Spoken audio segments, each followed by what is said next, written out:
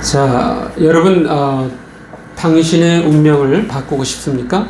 자, 세상에서 말하는 가장 대표적인 것은 미국의 심리학자 윌리엄 제임스가 언급한 생각이 변하면 행동이 바뀌고, 행동이 변하면 습관이 바뀌고, 습관이 변하면 운명이 바뀐다라고 그렇게 말하고 있습니다. 그래서 습관의 힘을 믿어라.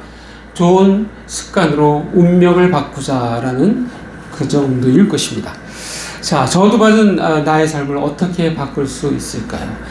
자, 저주라는 말을 표준 국어 대사전에는 이렇게 적고 있습니다. 남에게 재앙이나 불행이 일어나도록 빌고 바람, 또는 그렇게 하여서 일어난 재앙이나 불행, 이것을 저주라고 합니다. 자, 우리나라 그 사극을 보다 보면 특히 궁궐 안에서 어떤 형상을 만들어 놓고 침으로 쑥쑥 찌르면서 말로 그 만들어 놓은 그 형상, 인형을 욕하고 저주합니다. 주로 여자들이 이 방법을 많이 쓰는 것을 볼 수 있습니다. 자, 반면에 성경에서 말하는 저주라는 단어는 어떤 뜻이 있을까요? 자, 특별히 하나님의 측면에서 바라보는 저주는 바로 범죄한 인간에게 대한 준엄한 심판이나 형벌을 의미했습니다. 자, 우리 창세기 말씀 한번 보겠습니다.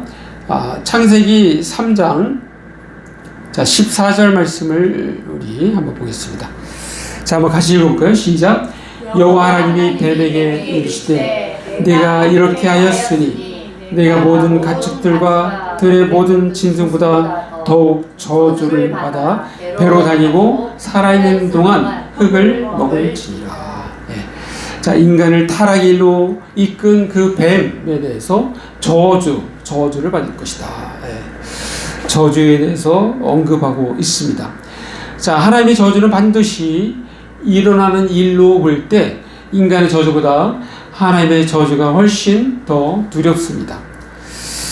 자, 우리 그 예수님께서 이렇게 저주의 말씀을 한 거를 한번 보겠는데요. 자, 마태복음 23장. 자, 다시.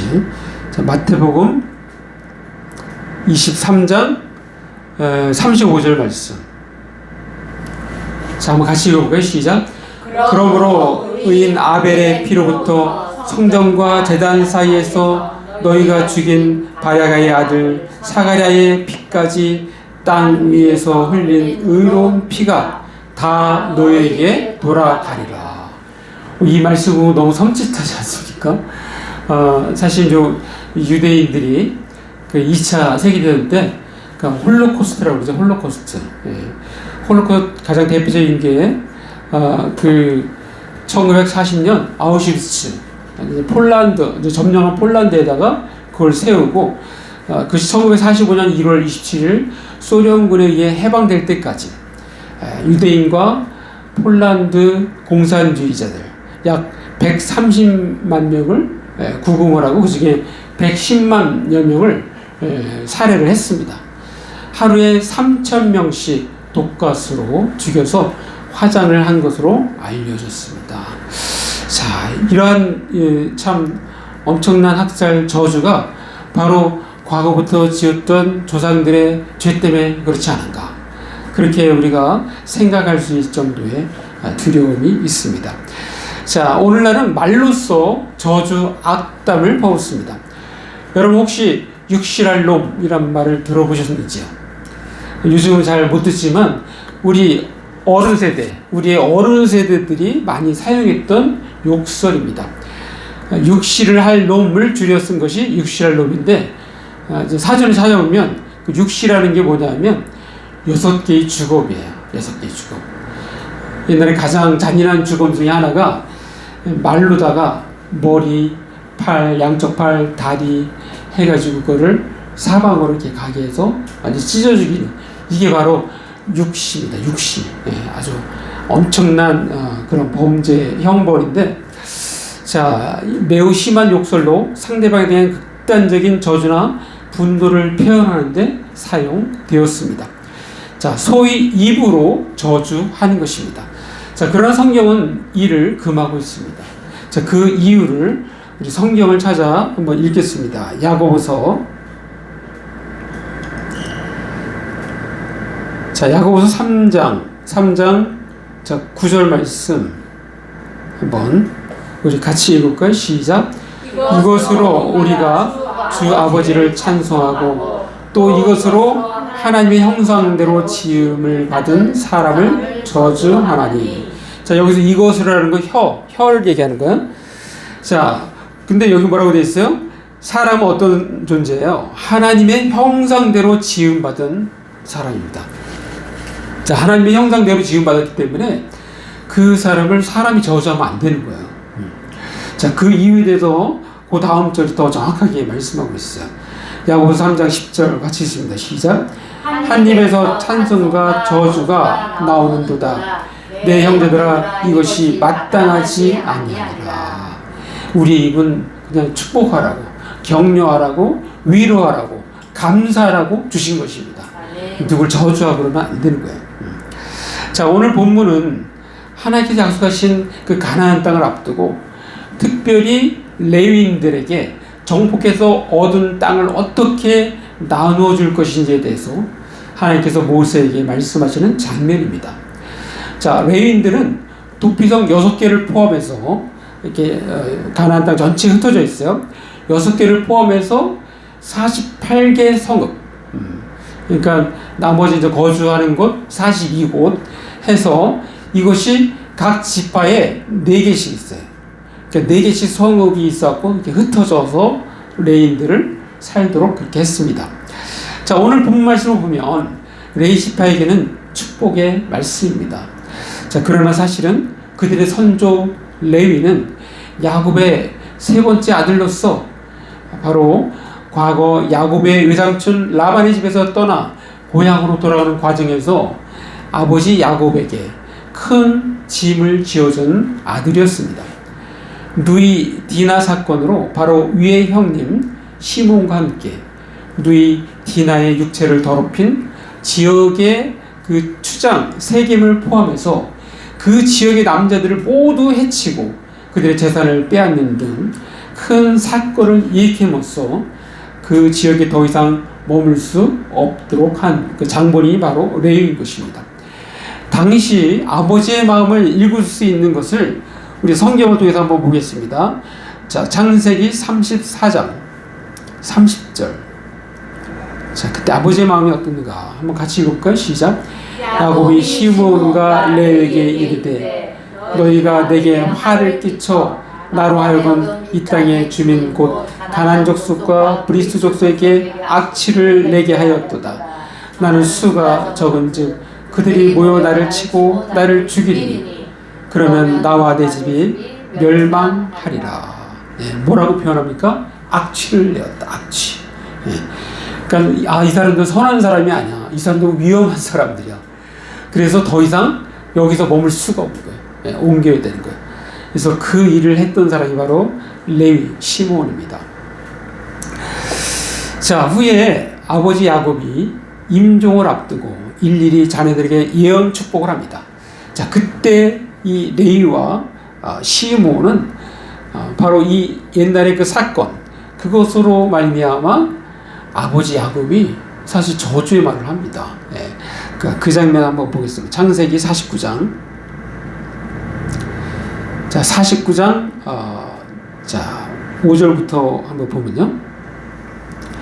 자, 5절 보니까 시몬과 레위는 형제요 그들의 칼은 폭력의 도구로다 그렇게 표현해요. 그리고 자 7절. 자 7절 한번 같이 읽을까요? 시작. 그 노여움이 혹독하니 저주를 받을 것이요 분기가 맹렬하니 저주를 받을 것이라. 내가 그들을 야곱 중에서 나누며 이스라엘 중에서 흩으리로다. 예. 자, 이렇게 아버지로부터 저주를 받을 정도니 정말 얼마나 이게 마음 아픈 상황입니까? 예. 그 저주는 뭐예요? 이스라엘 중에서 흩으리로다. 예. 그래서 레위가 레위 지파로서 존재하지 않고 그냥 레위인들, 아까 성읍을 줄 때도 레위 지파란 말을 쓰지 않아요. 레위인들에게 이렇게 이야기를 합니다. 자, 쉬운 말로 보면은 하는 짓 그 행보가 너무도 잔인하구나. 너무도 잔인하구나. 예. 그래서 이스라엘 가운데서 힘을 쓰지 못하도록 흩어놓으리라. 여러분, 이게 항상 성경에 있는 것이 세상 역사에도 적용되는 거야. 독일이 이렇게 항상 전쟁을 일으키니까 어떻게 했어요? 그들이 망하고 나서 동독과 서독을 이렇게 나눴잖아요. 그 흩트는 거야. 힘을 발휘하지 못하도록. 그걸 우리가 연상할 수 있습니다. 자, 여러분 중에 어느 분이, 아니 목사님, 아버지 야곱의 예언대로 레위 지파가 한 곳에 모이지 못하고 48개 성읍으로 흩어졌는데 그것은 저주 아닌가요? 라고 말입니다. 오늘 말씀을 보면서 그것이 저주 아닙니까? 예. 목사님, 아버지 야곱의 예언대로 그렇게 된 것이 맞지 않습니까? 라고 저에게 반문할 수 있습니다. 자, 오늘 본문의 모습을 몇 가지 의미로, 특별히 4가지 의미로 한번 정리한다면, 첫 번째는 레위인들은 각 지파마다 4개씩 성읍에서 거주하면서 이스라엘 전체를 영적으로 묶는 역할을 하고 있습니다. 여러분, 이게 축복 아닙니까? 영적으로 이스라엘 전체를 묶는 거야. 그러니까 레위 사람들을 통해서 영적으로 이스라엘 전체가, 우리는 살아계신 하나님, 아브라함의 하나님, 야곱의 하나님, 이삭의 하나님을 우리는 섬기고 있습니다. 이 연결시키는 일을 바로 레위인들이 하고 있다 이겁니다. 네. 또 두 번째는 레위인들은 각 지파마다 4개씩 성읍에 거주하면서 이 가나안 문화를 배격하고 거룩한 문화를 전파하는 역할을 합니다. 네. 자, 그러니까 타락하는 걸 막는 거야. 타락하는 걸 막는 역할을 바로 레위인들이 하고 있다. 각 지파마다 4개씩 이렇게 성읍이 있으면서.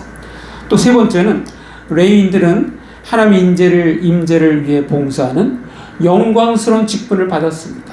그들은 교대로 돌아가면서 성전의 일을 행합니다. 자, 성전은 예루살렘에 있잖아요. 예루살렘.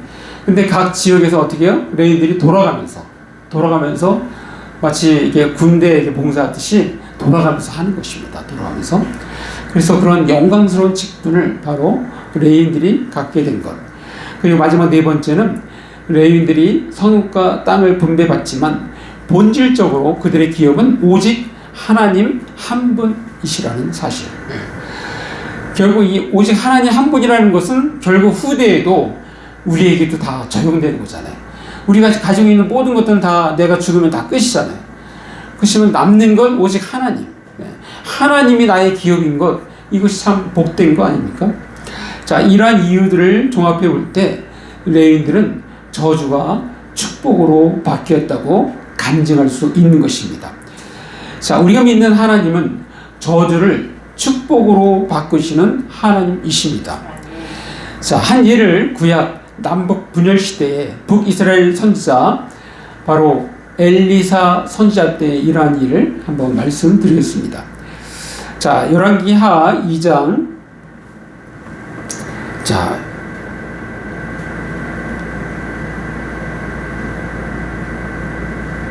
예, 보시면,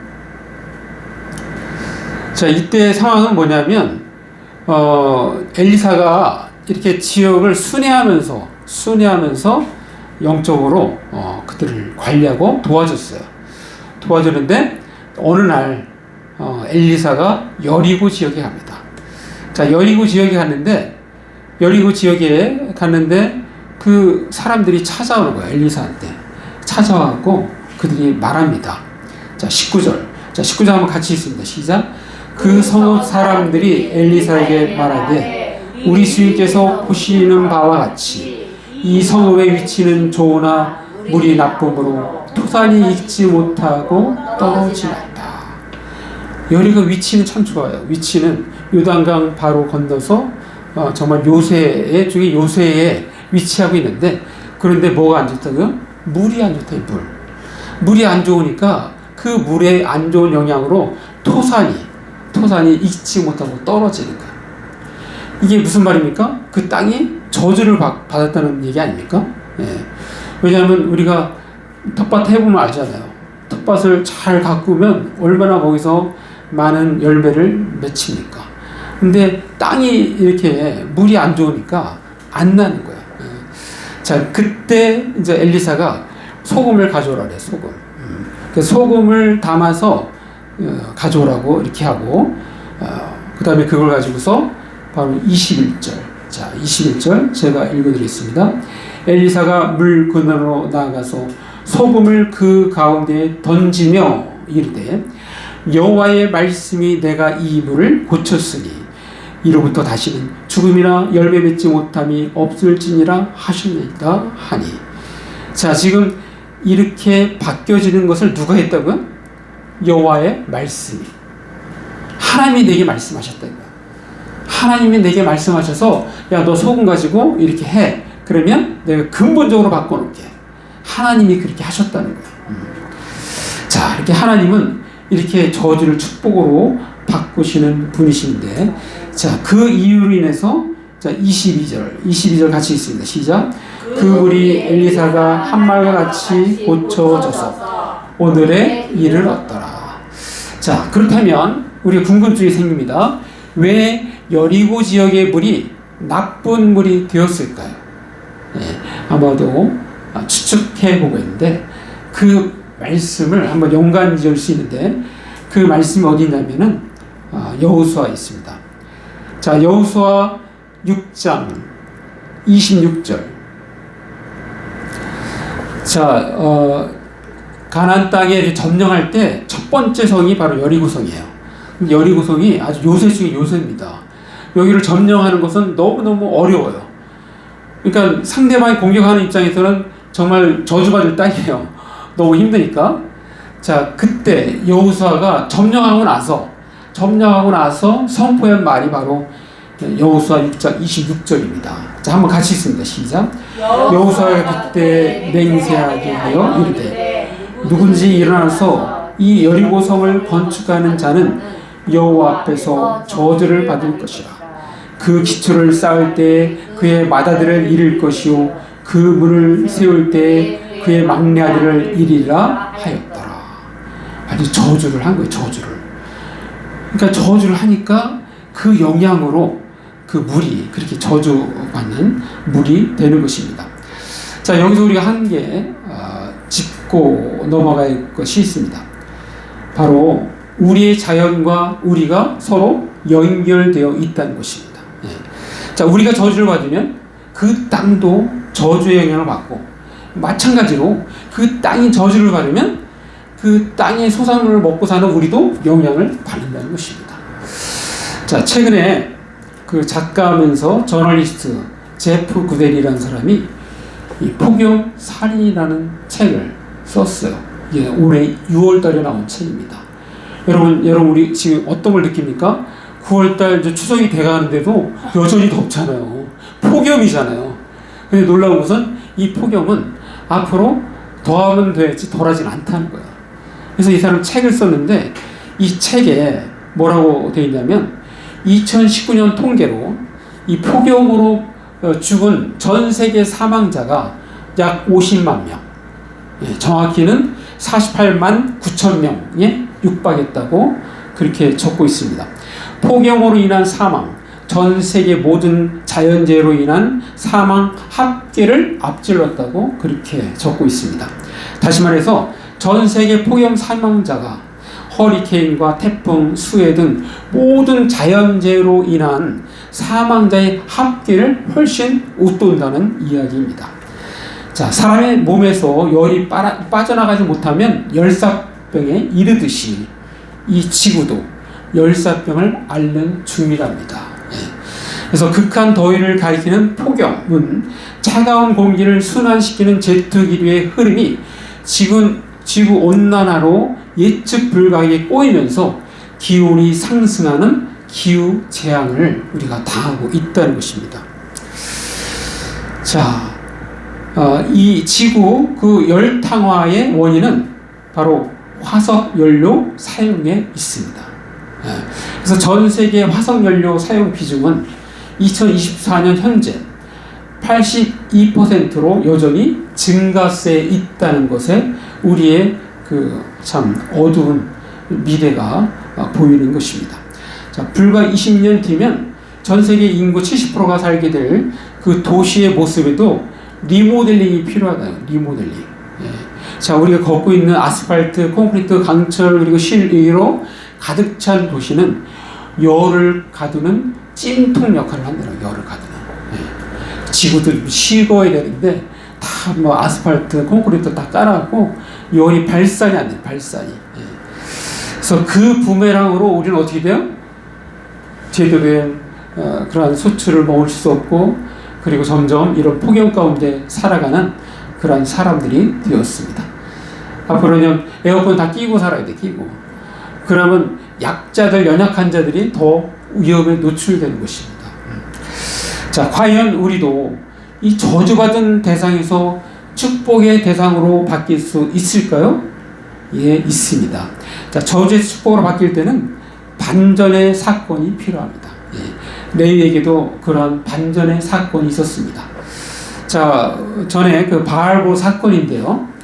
자, 이스라엘이 시딤에 머물렀을 때 그때 여자들, 이방 우상을 섬기는 여자 사제들이 그 사람들이 어떻게 했어요? 남자들 유혹해갖고 자기들과 성관계를 이 매개로 해서 그들로 하여금 우상 숭배를 하게 했잖아요.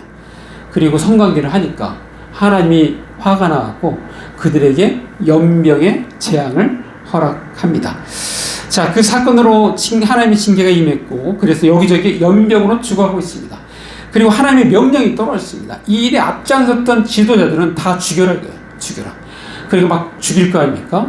여기저기 막 비명소리가 나뉘고 또 울음소리가 막 들립니다. 자, 그런데 그런 상황을 전혀 인식하지 못하고 육체적인 이끌림에 눈이 뒤집힌 한 시몬 지파의 한 지도자가 미디안 여자, 바로 수령의 딸을 데리고 천막 안으로 들어가서 육체적인 관계를 맺고 있었습니다. 예, 그때 레위인 비느하스가 창을 딱 들고 그 천막 안으로 들어가고 그냥 확 찔렀어요. 두 사람을 동시에 그냥 다 배를 꿰뚫었어요. 그 자리에서 즉사했습니다.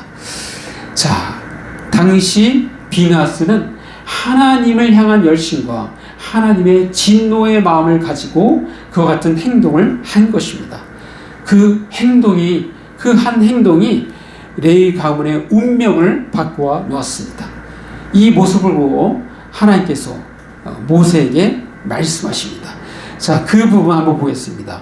자, 모세에게 하나님께서 말씀하시는 부분. 자, 민수기 25장 11절. 자, 하나님께서 말씀하시는 거예요. 한번 말씀 같이 읽습니다. 시작. 제사장 아론의 손자 엘리아살의 아들 비느하스가 내 질투심으로 질투하여 이스라엘 자손 중에서 내 노를 돌이켜서 내 질투심으로 그들을 소멸하지 않게 하였다. 무슨 말입니까? 비느하스의 그 한 행동이 이스라엘 사람들 더 이상 죽지 않도록 했다는 거야. 예.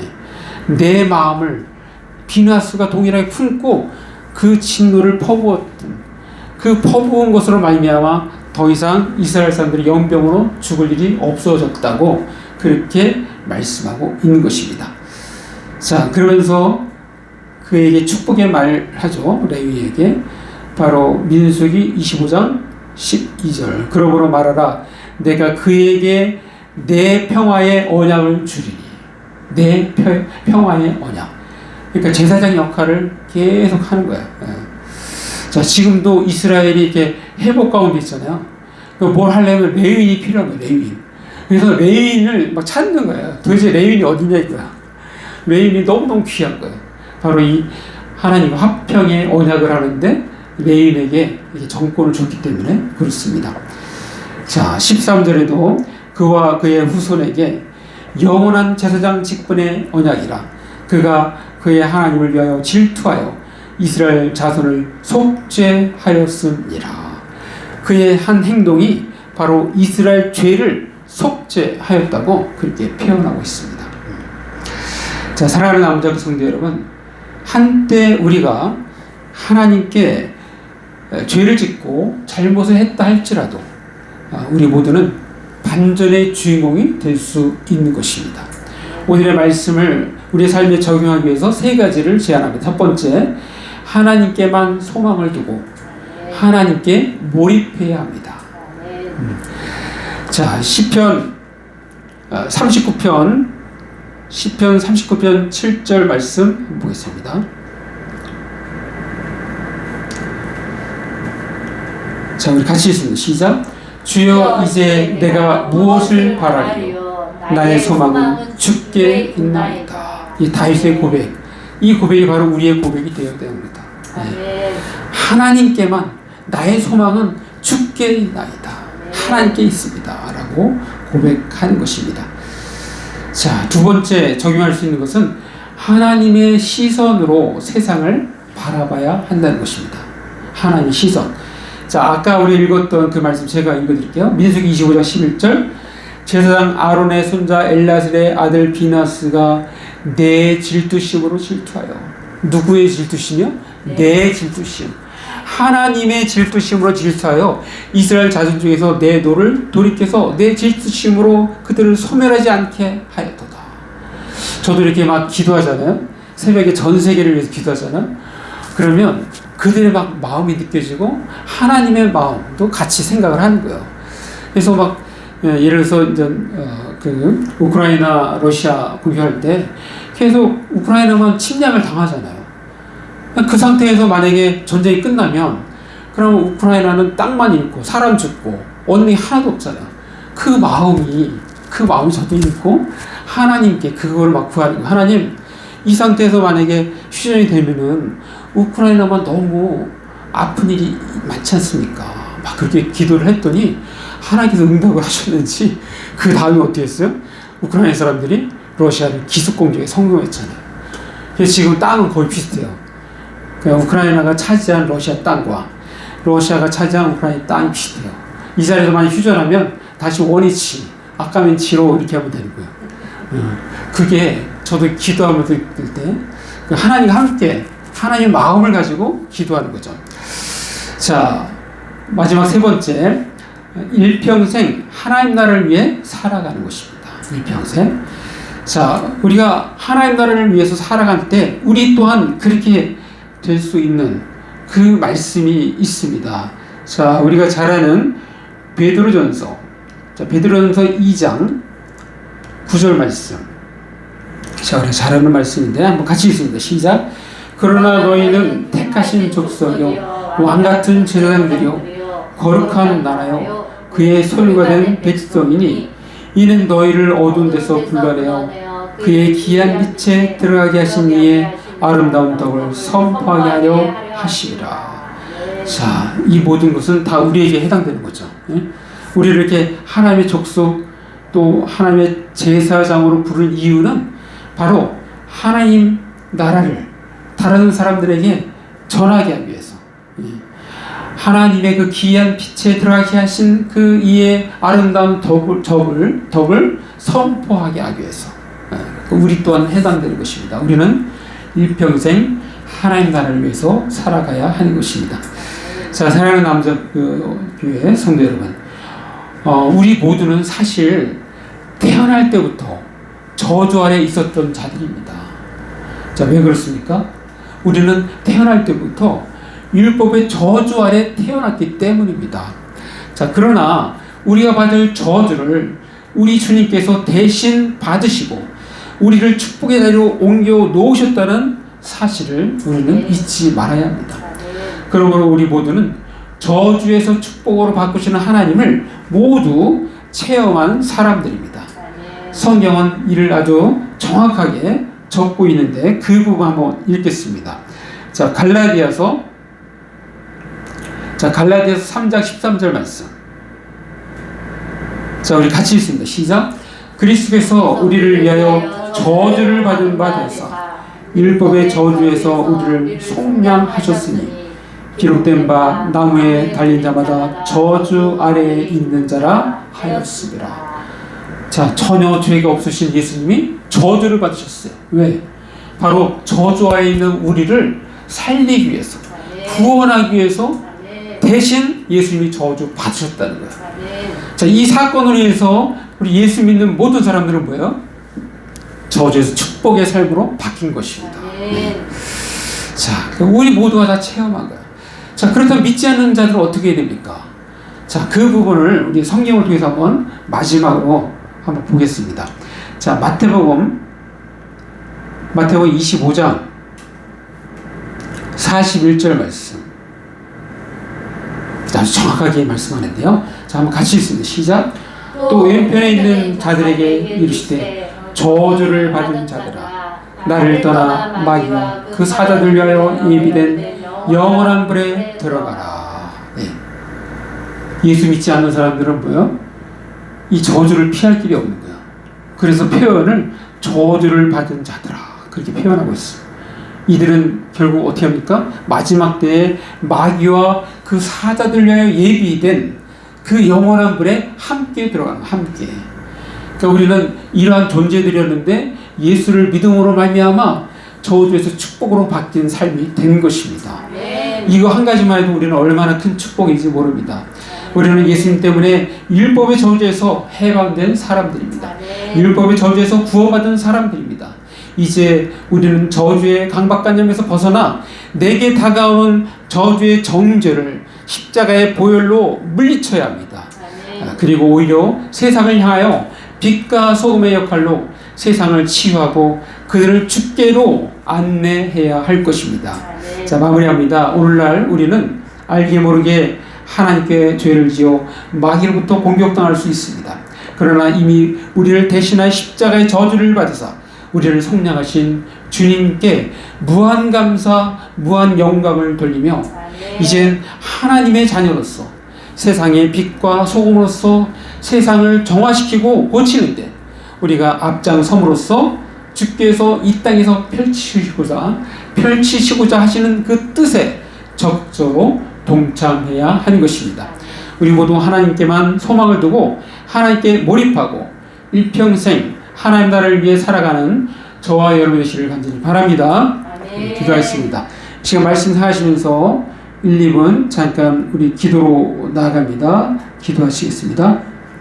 오 아버지 하나님 감사합니다. 오늘도 우리에게 귀한 말씀 주시니 감사합니다. 하나님 그렇습니다.